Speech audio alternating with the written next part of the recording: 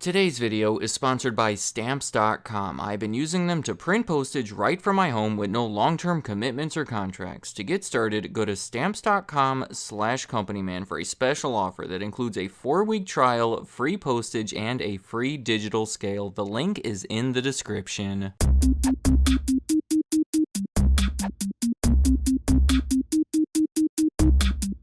T-Mobile is one of the largest cell phone service providers in the United States. They're easily recognized by that famous magenta logo. You don't see a lot of magenta. I am going to guess that a lot of the people watching this have had personal experience with T-Mobile, considering that they have grown their subscriber base to over 100 million US customers, placing them almost at the same level as Verizon and AT&T, with no other competitor being nearly as significant. Those are the big three. Though, in many ways, T-Mobile stands out from those other two, having disrupted the industry and in the process gaining an arguably more dedicated following. What I'm saying here is that T-Mobile is a successful company with a fairly positive reputation, but that has not always been the case. Looking back, around 2012, if you remember, that was when their commercials were centered around Carly, the T-Mobile girl. Well, no offense to her, but maybe not the most effective campaign because they were struggling. Their sales were falling, they were losing money, and they had a terrible reputation. Most people saw them as more of a discount provider that might be able to save you some money, but you simply were not going to get the network or the service that was offered at AT&T or Verizon. In fact, those two were in their own league. They were the bigger, more reliable providers, while Sprint and T-Mobile were like the next level down. And by the way, T-Mobile was even lower than Sprint at that point. I have a separate video that focuses on what happened with Sprint, but T-Mobile would go on to surpass them in 2015 and actually acquire them in 2020.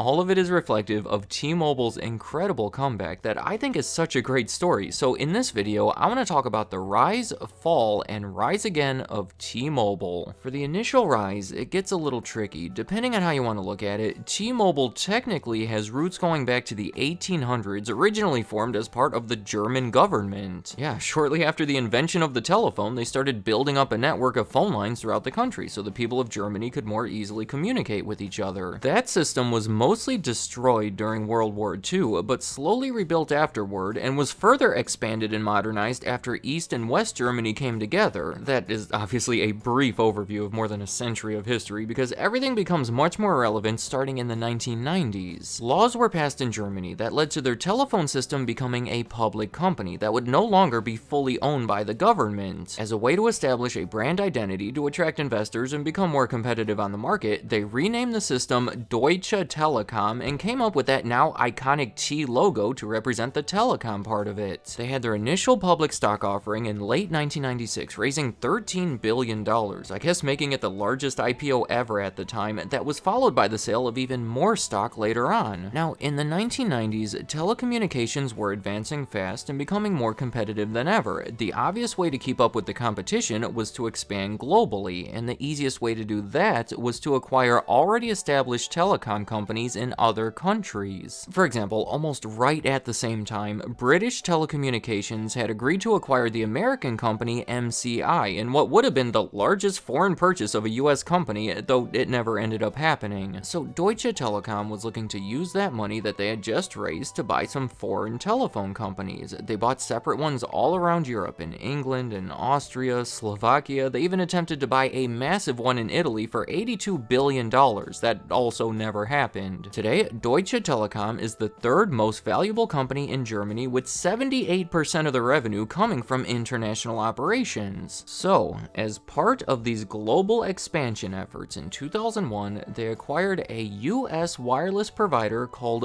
VoiceStream for $35 billion.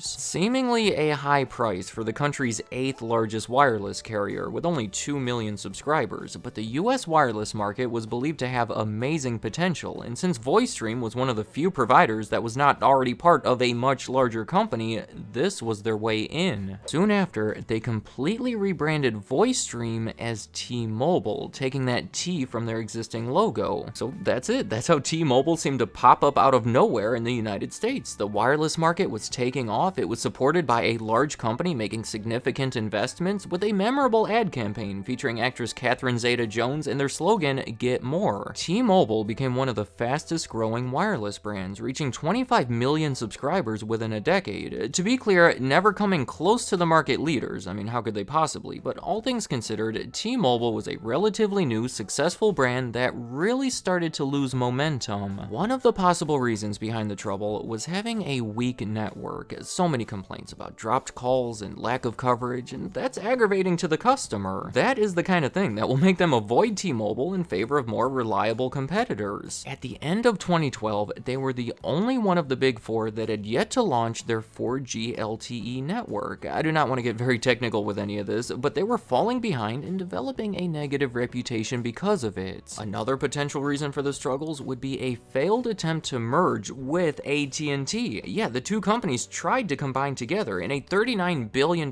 deal that would have created the biggest carrier on the market. However, the FCC and the Department of Justice felt that the industry wouldn't be competitive enough if that happened, so they ultimately gave up on it, and the whole attempt ended up being a huge waste of time and money. Finally, T-Mobile was also struggling because they were the only one of the big four carriers that did not offer the iPhone to their customers. I realize that might not sound very significant, but that was a very desirable phone with a dedicated fan base, so you can imagine how many customers were passing on T-Mobile simply because they wanted an iPhone. All of these factors came together to put T-Mobile in a questionable position. They were declining financially and maybe even becoming the laughingstock of the industry. That is not where you want to be, so they made some changes to try to turn things around, starting in September of 2012 when they named a new CEO, John Ledger, who completely changed the direction of the company. If you're not familiar with him, I'm just gonna say that he is a bit of a character, outspoken and unconventional, not the type of person you would typically see running a major company like this, though maybe the perfect person to do it if you're looking to shake things up. I think this is interesting. T-Mobile had a rule where people who worked at the stores were not allowed to have visible tattoos or piercings, and one of the first things he did was get rid of that rule. Probably not too significant in itself, but it represents his rebellious attitude and refusal to accept rules without questioning them. Here's what I'm leading to here. He did not like the way that the industry operated. Early on, he says that he would listen in on customer service calls so he can learn the biggest complaints that people had against them. He found out that people were aggravated with T-Mobile and the other phone carriers because everything was so confusing and complicated. The phone that you got would be a lower price if you got it with a 2-year contract, but then you can't upgrade it until a certain time or switch to a different company without paying to end that contract. Not to mention overage fees and whatever unexpected costs you see on your bill every month. It is a tricky system that I'm sure has aggravated most of us at some point. Ledger even said that if a Martian came to Earth to try to understand how it all works, he would end up just going right back home. So his idea for T-Mobile was to become the Un-carrier, different from all the others in that they are straightforward and simple with everything. No bundles, no contracts, basic rates, easier upgrades, pretty much eliminating all of that tricky stuff that was aggravating everybody. They would go so far as to pay the fee to cancel your contract with your existing carrier if you switched over to T-Mobile. A lot of the advertisements directly put down the competitors, and Ledger himself would insult them all the time, sometimes using offensive language and maybe taking it a bit too far. You see that? Trash talking the competitors is not something that you would typically expect from a CEO, and the others have since responded with some major changes meant to compete with the Un-carrier, so they really did disrupt things. People appreciated the honesty and transparency, and it made T-Mobile stand out, especially with the younger customers. Their customer base has more than tripled in size, adding millions of them every year, but it wasn't just from that initiative. Acquisitions have continued to be a big factor. Obviously, the one with Sprint in 2020 caused a big spike in customers, but another significant one is when they bought Metro PCS in a deal that closed in 2013. For one, the deal helped grow their presence in the prepaid market, but for two, the deal helped T-Mobile strengthen their network. They acquired assets from Metro PCS that they utilized, but also it allowed them to do this reverse IPO type transaction that resulted in T-Mobile US becoming a public company that raised money from the sale of stock that was used to strengthen their network. In 2013, they finally launched their 4G LTE network, and to take it a step further, in 2019, they claimed to launch the first nationwide 5G network. Yeah, it's all kind of intangible and hard to compare, but T-Mobile has invested a lot of money to make it bigger and better. Everyone has their own experience, but I think almost anyone would agree that it is significantly better than it was back in 2012, maybe even among the best at this point. The last factor of the comeback that I'm going to talk about is the iPhone. I don't have too much to say about this. this, but T-Mobile finally made a deal with Apple where they could start selling the iPhone in 2013 when they were already on the iPhone 5. It was a little late, but I'm sure broke down a barrier that had previously detracted loyal Apple consumers. To finish things up, John Legere left the company right when the Sprint merger happened, and they have continued to grow from there, reaching an all-time high in sales every single year since they became the Un-carrier, and reporting profits every year as well. By almost any measure, T-Mobile has been one of the biggest success stories over the past decade or so, and may continue to get bigger. They have essentially closed that gap to catch up to AT&T and Verizon, so it's going to be interesting to see where things go from here. They look completely different today when compared to back then, so how are they going to look in the future? Let me know in the comments, what do you think about T-Mobile? How do they compare to any of the other carriers? And if you have been with them for a while, how has that changed over the years, as far as coverage and pricing and billing and everything else? I mean, given all this information, I would guess that they are better now, but what has been your experience? Did this video make you want to switch over to them, or maybe away from them for some reason? And any other thoughts you have about T-Mobile or Deutsche Telekom or anything else in this video, leave them in the comments. I'd like to hear what you have to say. Stamps.com is today's sponsor, and you know, all the hype of the new year is wearing down, we're getting settled into our routines, but for businesses who do a lot of mailing and shipping, you have got to keep moving. Stamps.com has been indispensable for over 1 million businesses for 25 years now, whether they are mailing out checks, invoices, legal documents, books, or anything else. It turns out running a business can require a lot of mailing and therefore a lot of postage. This is a convenient way to simplify that. All you need is a computer and a printer to print postage wherever you do business at some of the best discounts in the industry, like up to 89% off USPS and UPS. To sign up for a special offer that includes a 4-week trial, free postage, and a free digital scale, simply go to stamps.com/companyman.